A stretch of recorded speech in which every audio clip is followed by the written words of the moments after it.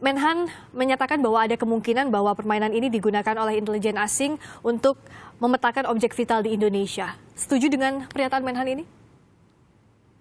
Kekhawatiran yang ada di angkatan laut juga didasarkan dengan seperti itu. Jadi si gamer ini kan mungkin secara tidak sadar atau sadar dia berjalan menikmati gamenya tersebut, tapi kan dia tidak sadar gambar yang dia kirimkan itu, yang dikirimkan, yang dijadikan background daripada boneka Pokemon tersebut bisa merupakan daerah-daerah yang terlarang. Okay. Nah itu yang kita khawatirkan. Dan itu kan di boneka Pokemon itu diturunkan atau dimunculkan secara random.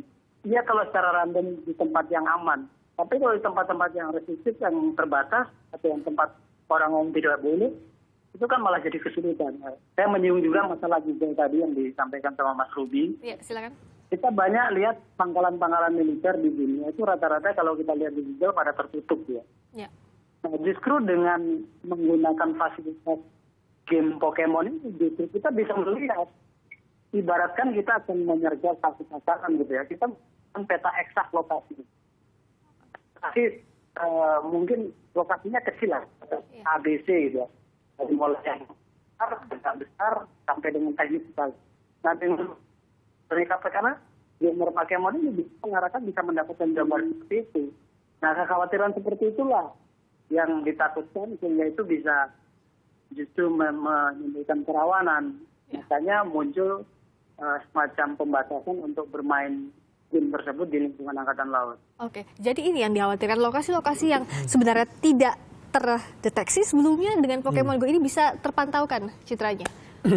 Ya, kalau hal itu masalah kekhawatiran itu ya bisa saja, tapi menurut saya sih kemampuan dari feature game Pokemon Go ini masih jauh lah dari hal-hal yang ditakuti tadi ya. Kekhawatiran itu boleh saja, tapi kekhawatiran itu kan sebenarnya bisa lebih terukur dan bisa dilakukan analisa secara pasti bahwa aplikasi ini memang rentan terhadap hal tersebut atau tidak.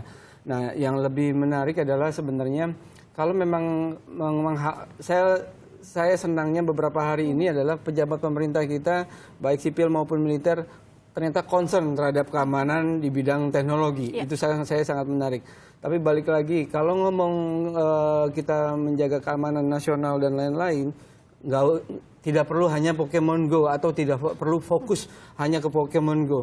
Padahal masih banyak pejabat, staf-stafnya dan baik sipil maupun militer yang kita perhatikan masih menggunakan email Gmail, email Yahoo dan lain-lain. Itu juga rentan untuk betul, itu jauh lebih rentan dari Pokemon Go itu. Data-data penting atau rahasia instansi pemerintahan bisa ada di sana yang logical dan fisikalnya di pihak asing. Jadi Pokemon Go ya mungkin memang menjadi salah satu kekhawatiran besar karena euforianya sedang berjalan. Tapi kalau saya lihat di sini kekhawatiran yang lebih besar adalah kalau di Indonesia, kebetulan Indonesia belum menjadi negara yang dirilis resmi oleh Pokemon. Nah yang kekhawatiran kami malah lebih besar ada orang di Indonesia menggunakan dan mendownload Pokemon Go-nya itu asli atau tidaknya. Asli atau tidak. Nah,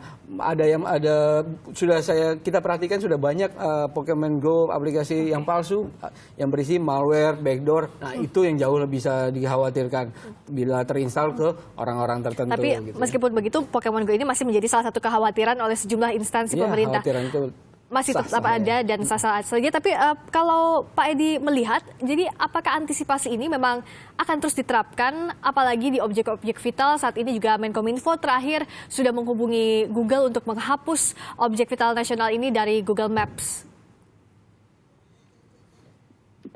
Pak Edi? Ya, halo. Jadi untuk menjawab kekhawatiran ini, melarang aplikasi Pokemon Go menjadi salah satu antisipasi utama yang dilakukan saat ini di tengah euforia permainan ini. Ya kira-kira seperti itu, Mbak. Kalau seperti yang disampaikan tadi bukan game Pokemon saja saya kira. Kalau dari segi keamanan ya kebetulan game Pokemon sedang kelihatan, apalagi sedang euforianya seperti itu. Masalah penggunaan Yahoo juga saya kira di instansi militer sudah dikasih batasan juga. Mungkin yang sifatnya pribadi atau tidak terlalu dekat, mungkin pakai yang sifatnya umum. Tapi yang tidak, yang menggunakan yang yang website tersendiri. Gitu. Oke. Jadi hal-hal sebenarnya berbau IT ini yang bersifat umum ini ya yang harus diwaspadai. Nah kalau Mas Ruby melihat bagaimana untuk bijak menggunakan aplikasi Pokemon Go atau aplikasi umum lainnya terutama di instansi pemerintahan atau objek-objek vital nasional? Ya.